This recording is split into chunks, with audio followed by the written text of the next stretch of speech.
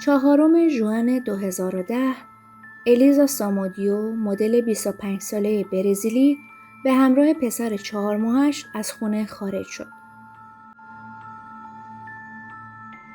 اون به اطرافیانش گفته بود که قراره با پدر فرزندش ملاقات بکنه. مردی که اون روزا یکی از مشهورترین فوتبالیستای برزیل بود. پس از اون الیزا دیگه هرگز دیده نشد.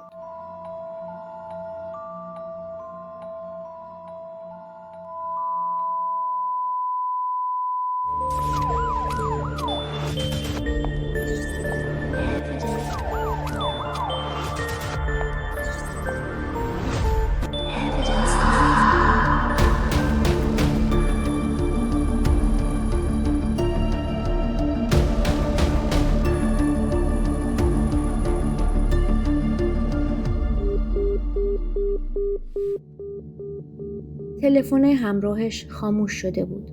هیچ پیامی ارسال نمی کرد و به هیچ تماسی پاسخ نمی داد. الیزا هرگز بدون اطلاع خانواده جایی نمی رفت. به ویژه زمانی که بچه کوچیکش که 4 ماهه بود همراهش باشه. چندین روز گذشت و خانواده‌اش دیگه نگران شده بودن. وقتی که گزارش مفقودی ثبت شد، پلیسا تحقیقاتشون رو شروع کردن، اما این پرونده از همون اول با یه سوال بزرگ روبرو بود. اینکه الیزا و بچه‌اش کجا هستن؟ برای درک اهمیت این پرونده باید کمی به گذشته برگردیم. الیزا سامودیو در سال 1985 متولد شد. زمانی که اون فقط یه نوزاد بود، والدینش از همدیگه جدا شدن و این اتفاق روی روند رشد الیزا تأثیر گذاشت. دوران کودکی اون با مشکلات خانوادگی و مالی همراه بود. ولی با این حال اون تلاش کرد تا زندگی مستقلی برای خودش بسازه. وارد دنیای مدلینگ شد و همین ورود اون به دنیای مدلینگ بود که اون رو به رویدادها و مهمونی‌های ورزشی بسیاری دعوت کرد. توی همین دوران بود که با مردی آشنا شد که قرار بود سرنوشتش رو برای همیشه تغییر بده. برونو فرناندز دسوزا، دروازه‌بان مشهوری که کاپیتان باشگاه فلامینگو بود و یکی از محبوب ترین چهره‌های فوتبال برزیل.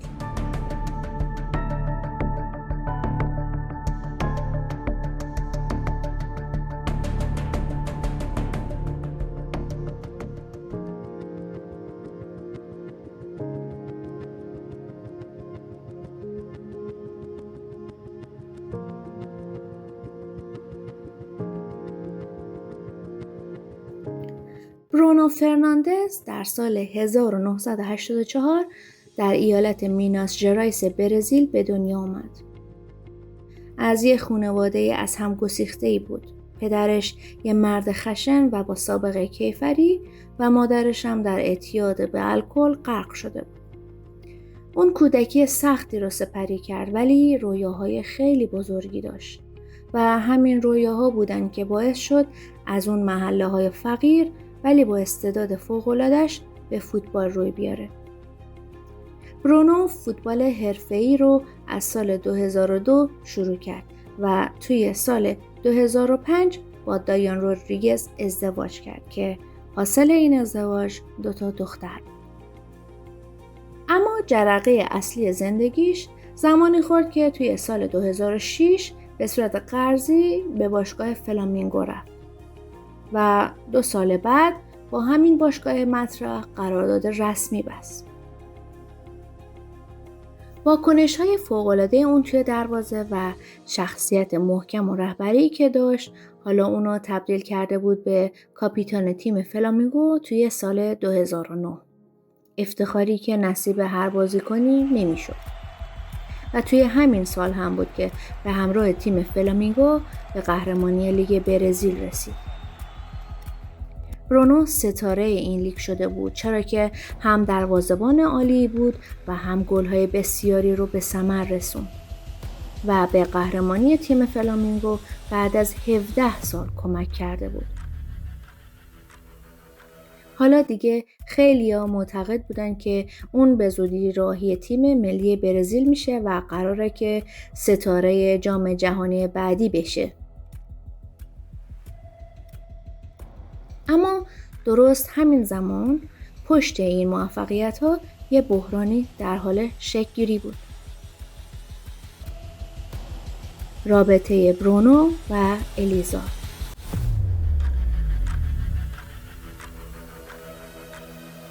رابطه برونو و الیزا بعد از یه مدتی به اختلاف کشیده شده بود، چون که الیزا فهمیده بود بارداره و از برونو میخواست که بچه را به رسمیت بشناسه و اون رو تحت سرپرستی قرار بده.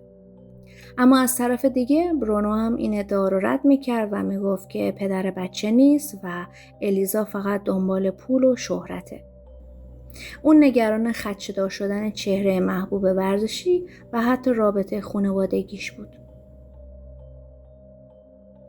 حالا اختلافات بین اون دو نفر بالا گرفته بود تا جایی که به دادگاه‌ها و رسانه‌ها کشیده شد.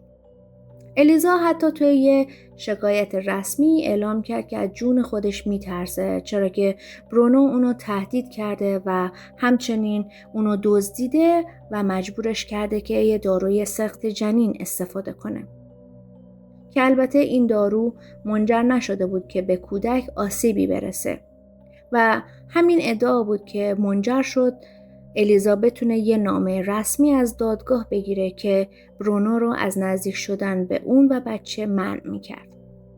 تمام این اتهامات باعث افتادن اسم برونو سر زبونها و رسانه ها شد، اما نه به عنوان یه ستاره، بلکه به عنوان مردی که متعهد به خانواده نیست.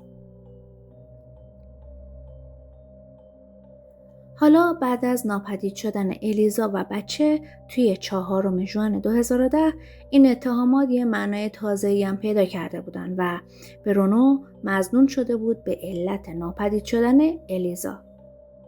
از طرف دیگه هم برونو توی مصاحبه‌های خودش دائم همه چیز رو انکار میکرد و حتی میگفت که پدر بچه الیزا نیست و از ناپدید شدن اونا اطلاعی نداره.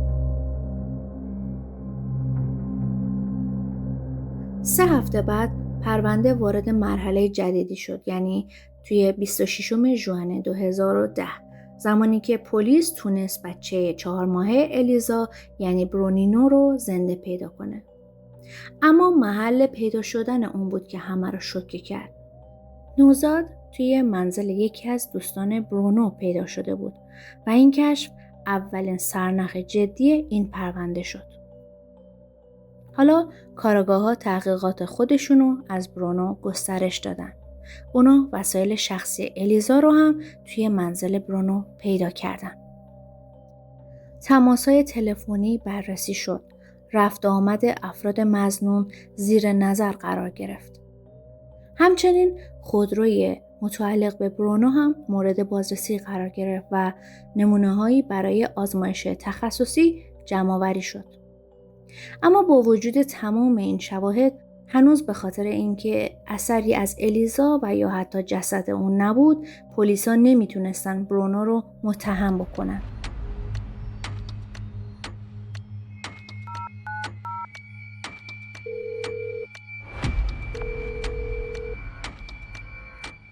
درست توی همین زمان که پلیسا دنبال جمع کردن مدارک بودن، یک شاهد با پلیس تماس گرفت و پرده از حقیقتی برداشت که منجر به جستجوی جدی‌تر از منزل برونو و اطرافیانش شد.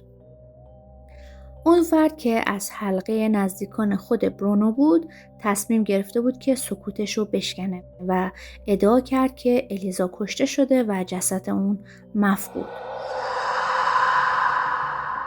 سرجیو روزا سالس یعنی پسرعموی 17 ساله برونو در برابر بازپرسا حاضر شده بود و روایتی رو ارائه می‌کرد که مسیر پرونده رو به صورت کلی تغییر داد.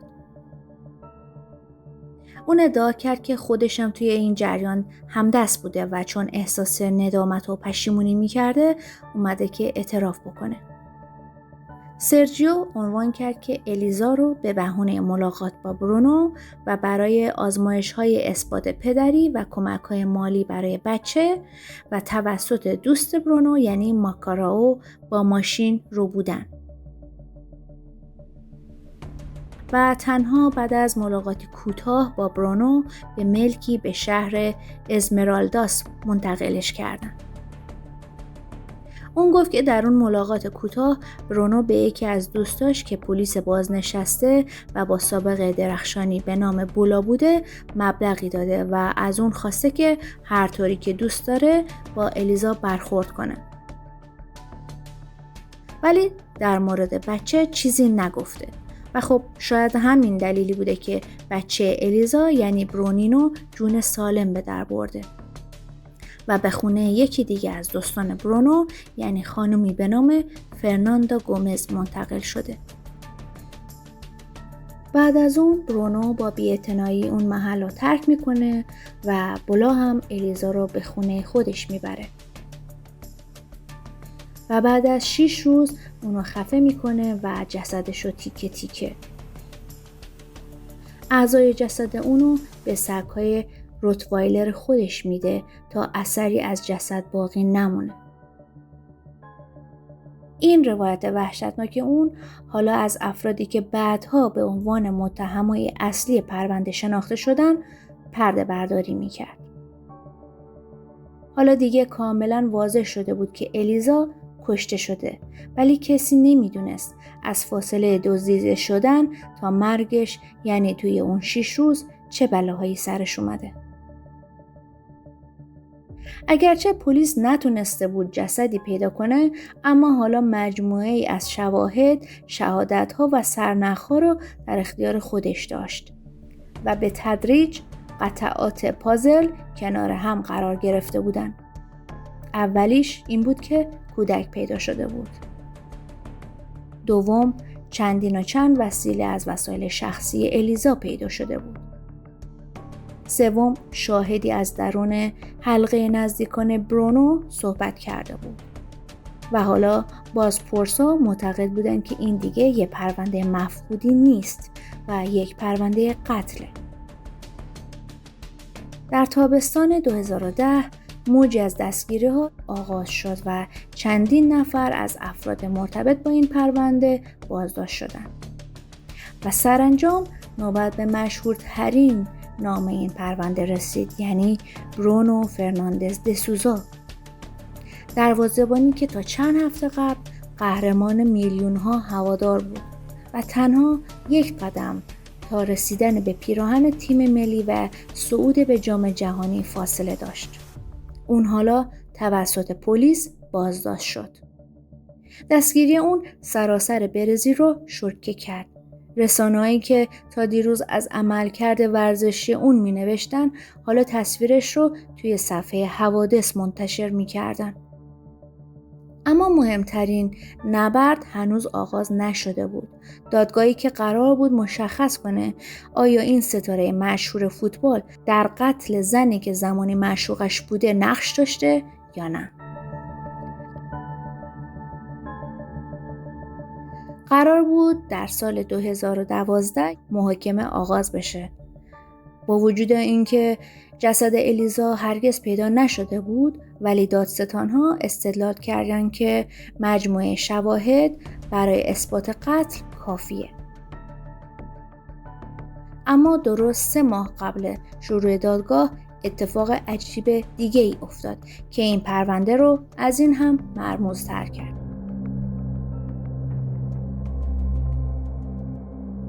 سرجیو یعنی پسرعموی برونو که اصلی ترین شاهد این پرونده بود توسط یک موتورسوار ناشناس و به ضرب گلوله کشته شد.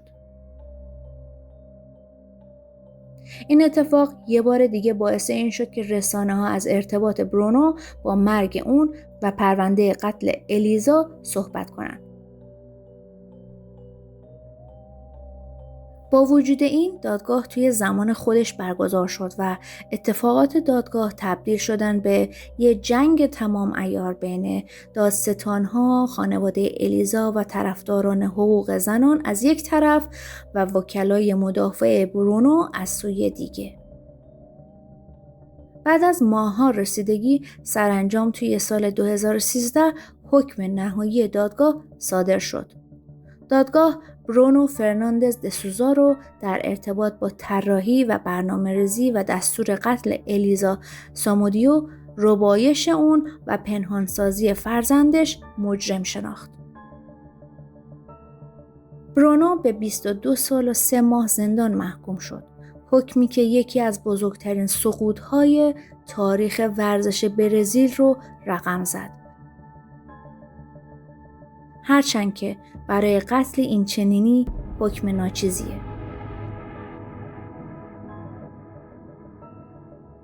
مارکوس آپارسیدو دو سانتوس، معروف به بولا و پلیس سابق، 22 سال زندان برای ربایش، قتل و پنهان کردن جسد گرفت. لوئیس هنریک فریرا رومائو، معروف به ماکاراو، دوست صمیمی و کارمند برونو، به 15 سال زندان برای رو بودن الیزا و بچه محکوم شد. فرناندو گومز د کاسترو، دوست و معشوق جدید برونو، برای همکاری در پنهانسازی الیزا و کودکش و مدارک این پرونده به 5 سال حبس محکوم شد. دایان رودریگز، همسر برونو که اونم متهم به همکاری توی این پرونده بود و برای مدتی کوتاه از کودک الیزا نگهداری کرد، از اتهامات وارد تبرئه شد. حالا دروازه‌بانی که زمانی رویای حضور توی جام جهانی رو توی سرش داشت، پشت میله‌های زندان قرار گرفته بود و توی سالهای بعد با اینکه چندین مرتبه سعی کرد از خودش رفع اتهام کنه و دوباره به جامعه ورزش برگرده، همچنان با اعتراض مردم مواجه شد. همون مردمی که یه روزی طرفدارش بودن. آزمایش‌های دی نشون دادن که برونینو پسر واقعی برونوه، ولی هرگز تماسی بین اونها صورت نگرفت. امروزه پسر الیزا یعنی برونینو که بعد از دادگاه به حضانت مادر بزرگش فاطیما مورا در اومد، درست مثل پدرش دروازه‌بان فوتبال شده.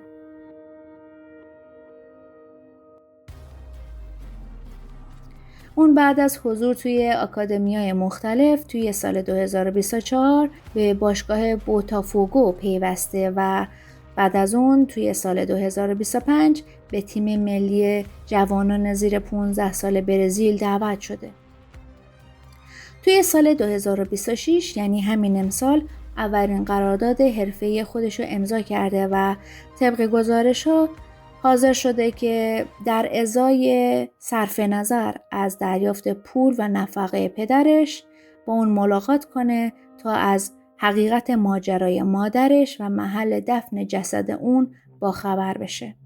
ملاقاتی که هرگز انجام نشده.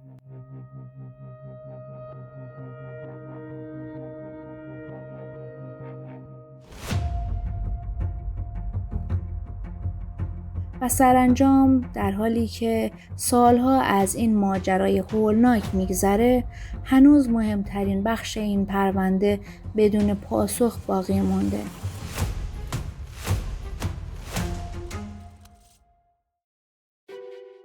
اینکه واقعاً چی به سر الیزا اومد و توی اون 6 روز اون با چه وقایعی روبرو شد و نهایتاً سر جسد اون چه بلایی اومد.